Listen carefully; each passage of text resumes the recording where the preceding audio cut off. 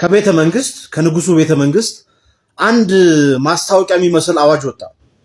በንጉሱ ግዛት የምትገኙ የእጅ ባለሙያዎች፣ ጠቢባን፣ ሰዓሊያን፣ ቀራጺያን በሚቀጥለው ሳምንት ንጉሱ አንድ አዋጅ ስለሚያስነግሩ በንጉሱ አደባባይ የሚቀጥለው ሳምንት እሁድ እንድትገኙ የሚል ነውና ከሳምንት በኋላ እሁድ ቀን በግዛቲቱ የሚገኙ ሰዓሊያን፣ ቀራጺያን፣ ጠቢባን፣ አርቲስቶች ሁሉ ተጠራርተው አደባባይ ይገኛሉ።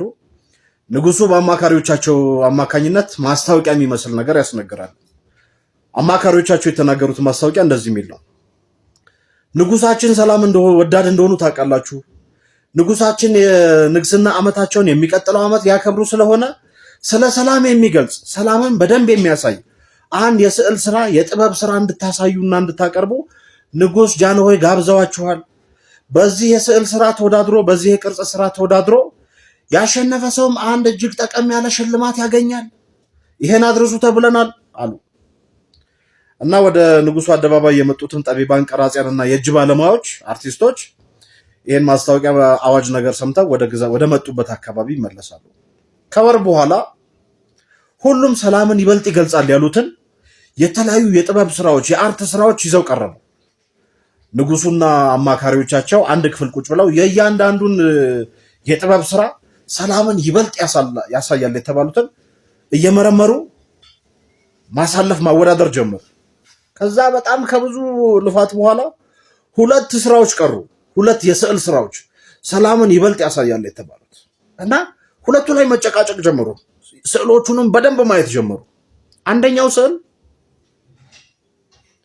ለጥ ያለ ጸጥተኛ ሐይቅን ነው የሚያሳየው። ሐይቁ ላይ የሰማይ ሪፍሌክሽን ያሳያል፣ የደመናዎች ሪፍሌክሽን ያሳያል። አጠገቡ ያሉ ተራራዎች በዛፍ ምናምን የተሞሉት ሪፍሌክሽን ነጸብራቅ ሐይቁ ላይ ይታያል። ሐይቁ በቃ የካልምነት መንፈስን የሚያድስ የሚባል ቦታ አለ አይደለ? እንደዛ ነው። ጸጥ ያለ አካባቢው ላይ ምንም ረብሻ የሌለበት ነው። ሁለተኛውን ይበልጥ ደግሞ ሲመረምሩት የተራቆተ ተራራ፣ በተራቆተ ተራራ ላይ ደግሞ ሰማዩ ዶፍ ዝናብ የሚያዘንብ መብረቅ ነጎድጓድ ያለበት የሚከብድ ጭልም ያለ ሰማይ ነው። ከተራራው ደግሞ በስተጎን በኩል ይሄ የውሃ ፏፏቴ ያላል የሚንደረደር እጅግ በቃ ደራሽ ጎርፍ ይዞ የሚመጣ የሚመስል እንደዛ ይታያል።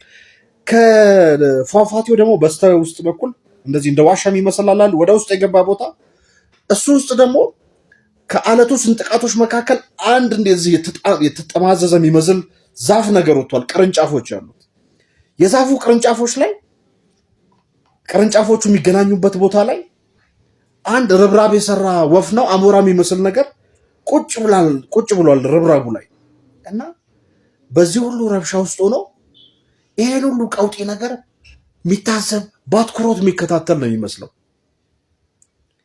እና መጨረሻ ምን ይሁን ሲባል ንጉሱ ምርጫቸው ምን ቢሆን ጥሩ ነው?